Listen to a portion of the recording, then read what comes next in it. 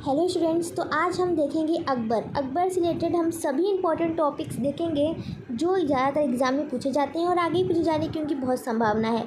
ठीक है, तो चलिए बिना टाइम वेस्ट किए स्टार्ट करते हैं अकबर से रिलेटेड वो सभी इंपॉर्टेंट फैक्ट्स जो ज़्यादातर एग्जाम में पूछे जाते हैं। ठीक है, चलिए देखते हैं। सबसे पहले देखते हैं कि अकबर कौन था। तो देखिए, पहले तो जलालुद्दीन मोहम्मद अकबर, जिन्हें अकबर के नाम से भी जाना जाता है, तीसरे मुग़ल सम्राट थे। उन्होंने 1556 से 1605 तक लगभग 49 वर्षों तक शासन किया।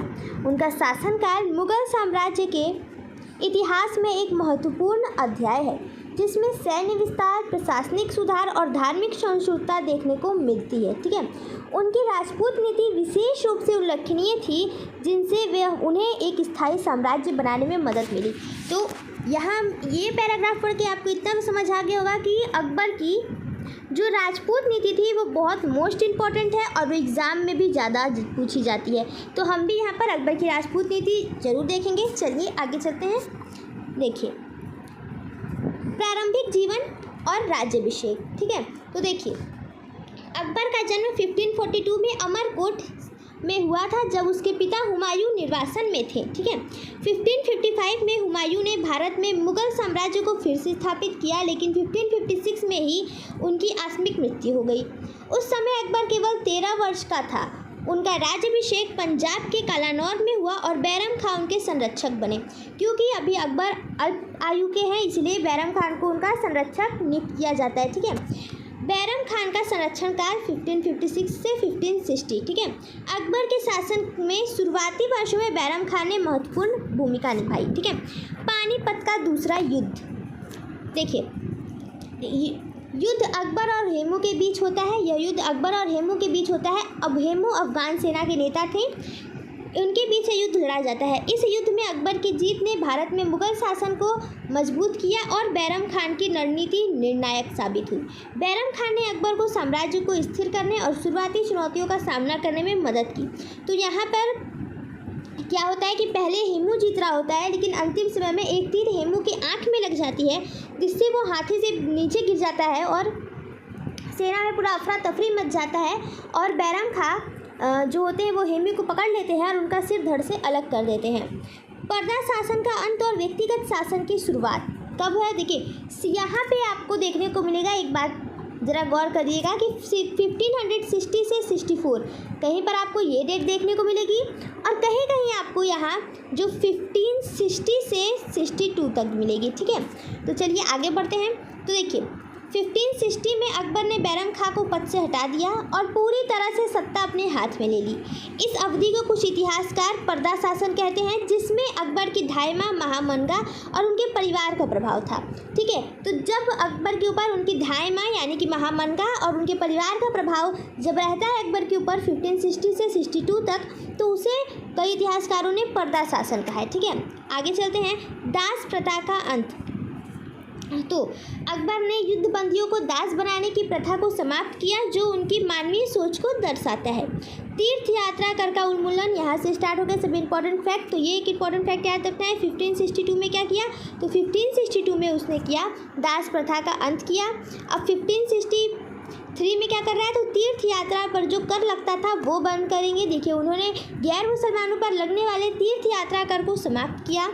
अब जजिया 1564 में बैक टू बैक सन है 62, 63 एंड 64 में अकबर ने जजिया को भी समाप्त कर दिया, जो गैर मुसलमानों पर लगाया जाता था। इन कदमों ने उनकी उदार और जो धर्मनिरपेक्ष छवि को स्थापित किया। अब आ जाते हैं हम अकबर के साम्राज्य विस्तार और मोस्ट इम्पॉर्टेंट राजपूत नीति।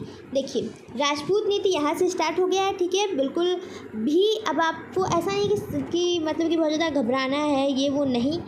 देखिए, यहाँ से बिल्कुल आपको आसानी से समझ में आएगा। देखिए, अकबर ने अपने शासनकाल में मुग़ल साम्राज्य का बड़े पैमाने पर विस्तार किया। इस विस्तार में उनकी राजपूत नीति अत्यंत महत्वपूर्ण थी, जो पिछली मुस्लिम शासकों की नीतियों से भिन्न थी। अकबर ने बलपूर्वक विजय के साथ कूटनीति, वैवाहिक संबंध और राजपूतों को प्रशासन में शामिल करने की नीति अपनाई। ठीक है, ये तो आपने मोटा मोटा समझ लिया। अब आगे चलते हैं। देखिए, अकबर को अकबर की राजपूत नीति बिल्कुल इजी लैंग्वेज में लिखा है मैंने, आपको ज़रूर समझ में आएगा। देखिए, पहले तो वैवाहिक संबंध, उन्होंने वैवाहिक संबंध स्थापित करना शुरू किया। देखिए, अकबर ने राजपूत राजकुमारियों से विवाह कर अपने और राजपूत शासकों के बीच पारिवारिक संबंध स्थापित किए।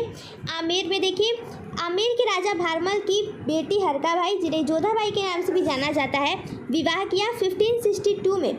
यह विवाह उनकी राजपूत नीति का एक मील का पत्थर साबित हुई। इसके बाद भारमल के पुत्र भगवान दास और पोते मान सिंह को मुगल में उच्च पदों पर नियुक्त किया अकबर ने।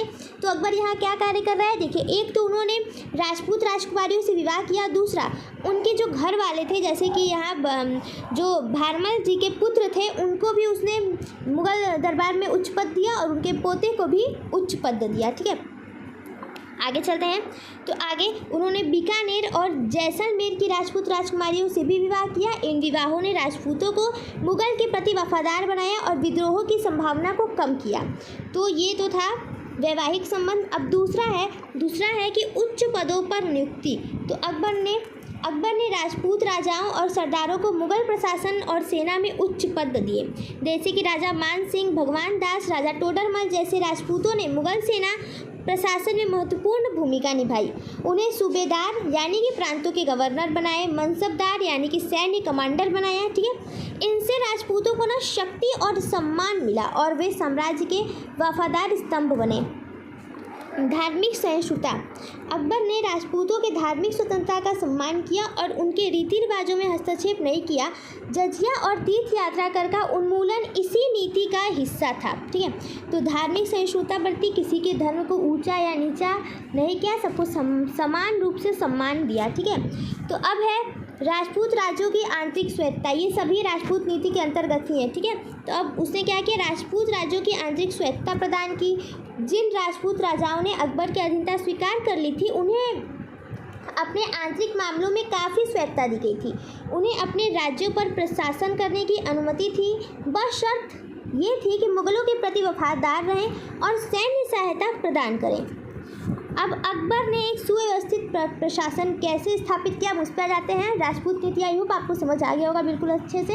देखिए, अकबर ने एक सुव्यवस्थित प्रशासन कैसे स्थापित किया, तो मनसबदारी प्रणाली लागू की। उन्होंने एक नई सैन्य और नागरिक प्रशासन प्रणाली, मनसबदारी प्रणाली शुरू की। इसमें अधिकारियों को मनसब यानी पद प्रतिष्ठा दिए, जिसके आधार पर उन्हें वेतन और सैन्य टुकड़ी रखनी होती थी।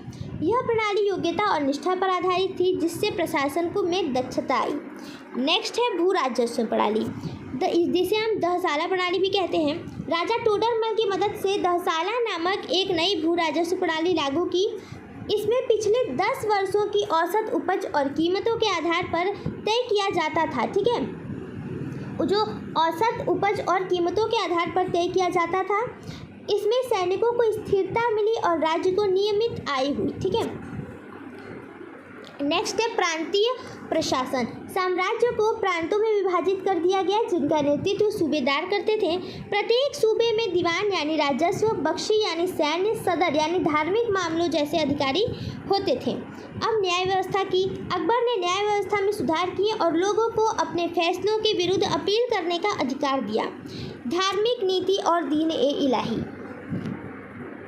अकबर अपनी धार्मिक सहिष्णुता के लिए जाने जाते हैं। सुलह-ए-कुल, उन्होंने सुलह-ए-कुल यानी कि सभी के लिए शांति की नीति अपनाई, जिसमें सभी धर्मों के प्रति समान और सहिष्णुता पर जोर दिया गया। इबादत खाना, 1575 में उन्होंने फतेहपुर सीकरी में इबादत खाना यानी कि पूजा घर की स्थापना की, जहां विभिन्न धर्मों के जो विद्वान होते थे, जैसे कि मुस्लिम, हिंदू, ईसाई, जैन, पारसी आदि के धार्मिक चर्चाएं करते थे। नेक्स्ट है दीन-ए-इलाही। ये सभी परीक्षा में पूछे जाने वाले महत्वपूर्ण टॉपिक है, इसलिए ध्यान से समझेंगे। दीन-ए-इलाही, तो 1582 में इसकी स्थापना होती है। इन चर्चाओं के परिणाम स्वरूप अकबर ने दीन-ए-इलाही नामक एक पंथ की शुरुआत की। यह कोई नया धर्म नहीं था, बल्कि विभिन्न धर्मों के लिए अच्छे सिद्धांतों का एक मिश्रण था, जिसका उद्देश्य लोगों को नैतिक मूल्यों और एकेश्वरवाद की ओर से प्रेरित करना था। हालांकि यह पथ ज़्यादा लोकप्रिय नहीं हो पाया और इसे मानने वालों की संख्या कम रह गई। कला और संस्कृति और साहित्य का संरक्षण अकबर ने कैसे किया, वो देख लेते हैं। देखिए, साहित्य, उनके दरबार में अबुल फजल जिन्होंने अकबरनामा और आईने अकबरी लिखी थी। ये मैंने लिख दिया है मतलब कि ब्रैकेट में करके, क्योंकि ये एग्जाम में ज़्यादातर पूछा जाता है कि अकबरनामा और आईने अकबरी के रचयिता कौन है, तो मतलब कि ठीक है किसने उनके लिए लिखा था। ठीक है, देखिए और फैज़ी ठीक है जैसे विद्वान रह गए थे। उनके शासनकाल में कई संस्कृत ग्रंथों के फारसी अनुवाद हुआ।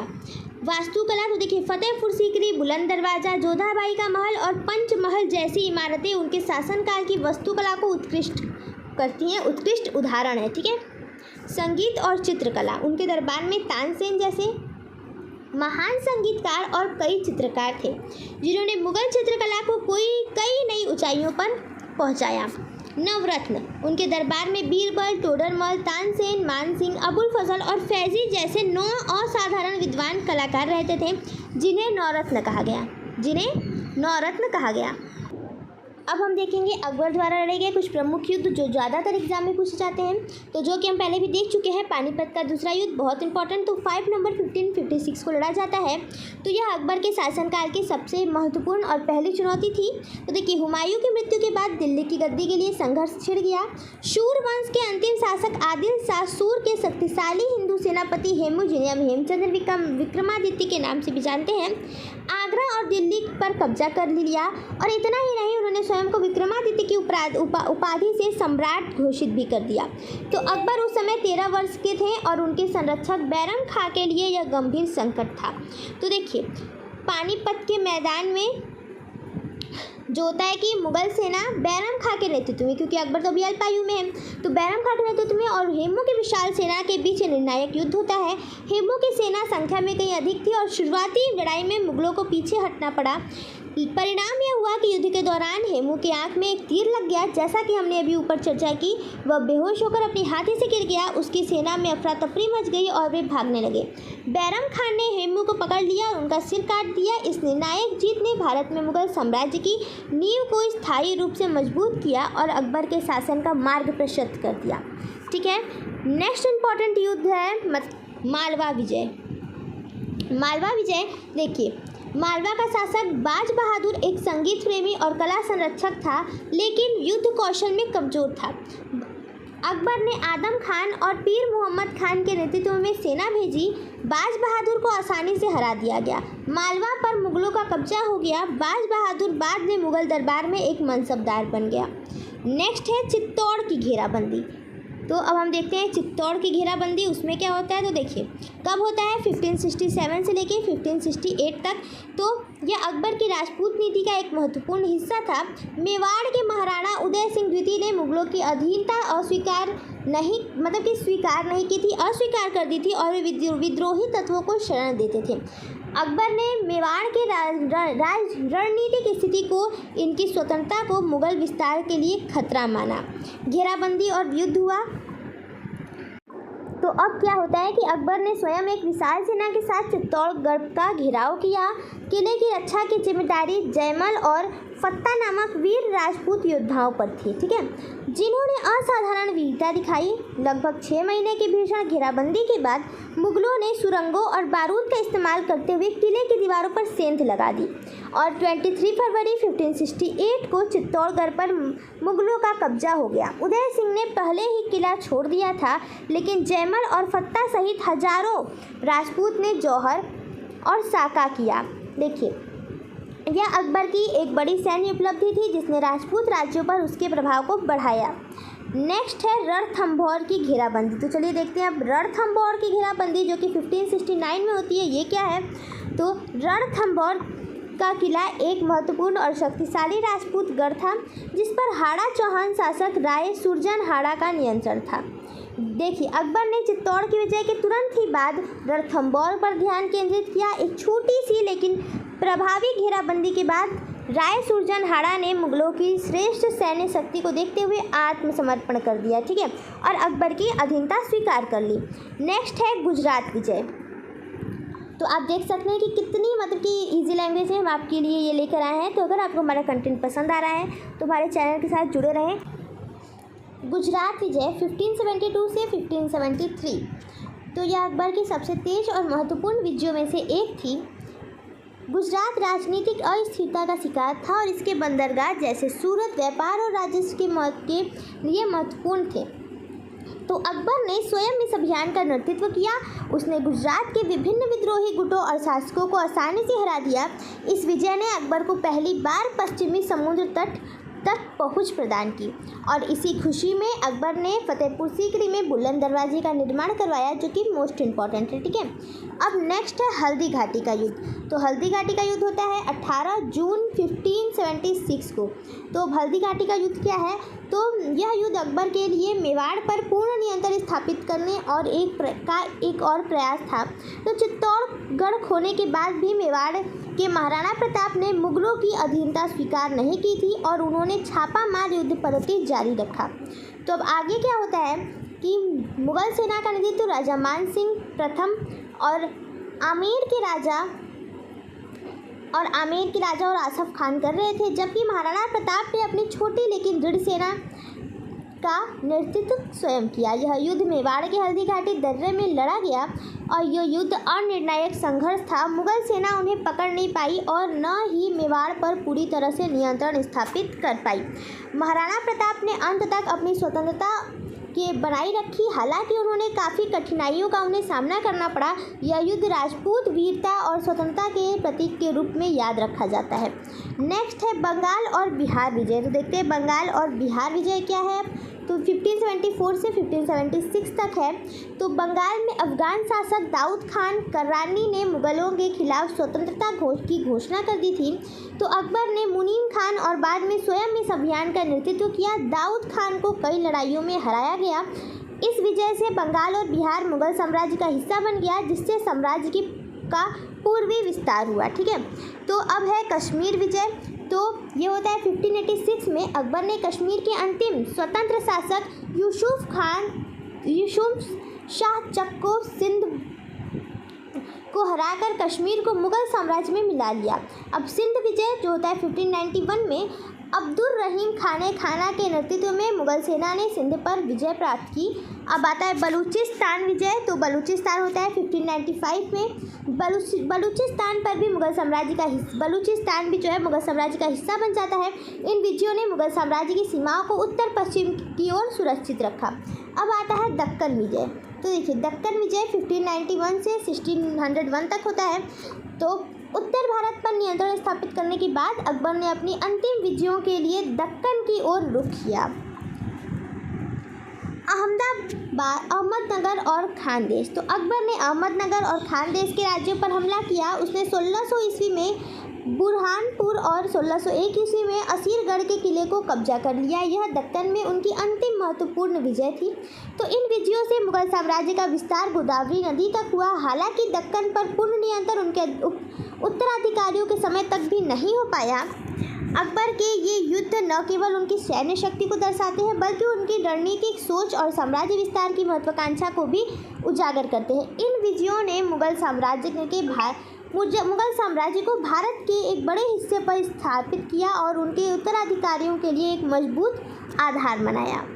अब हम देखेंगे अंतिम वर्ष और मृत्यु 1605 ईस्वी। देखिए अकबर ने अपने शासनकाल के अंतिम वर्षों में अकबर को अपने बेटे सलीम, जो कि जहांगीर भी कहलाता है, के विद्रोह का सामना करना पड़ा। 1605 में 63 वर्ष की आयु में अकबर का निधन हो गया। उन्हें आगरा के पास सिकंदरा में दफनाया गया। अकबर को उनकी दूरदर्शिता, प्रशासनिक क्षमताओं, धार्मिक सहिष्णुता और सांस्कृतिक संरक्षण के लिए महान सम्राट के रूप में भी याद रखा जाता है। उनकी राजपूत नीति विशेष रूप से सफल रही, जिनसे एक ऐसे साम्राज्य का निर्माण किया जो सैन्य शक्ति और सांस्कृतिक विविधता दोनों में समृद्ध था। तो ये बात अब आपको समझाने की जरूरत नहीं है। आई होप आपको सब समझ आ गया होगा जो भी इसमें अभी आपने पढ़ा। ठीक है, मतलब कि जो भी यहाँ पे आपको बताएगा, जैसे धार्मिक सहिष्णुता तो आपने वो भी पढ़ा, सांस्कृतिक संरक्षण भी पढ़ा और प्रशासनिक क्षमता पढ़ी। तो ये सभी उन्होंने मुगल साम्राज्य को एक मजबूत और स्थिर नींव प्रदान की, जिनसे भारत के इतिहास को गहराई से प्रभावित किया। तो आई होप आपको ये क्लास अच्छी लगी होगी। अगर आपको ऐसा कंटेंट पसंद आ रहा है हमारा, तो हमारे चैनल के साथ ज़रूर जुड़ें। Thank you.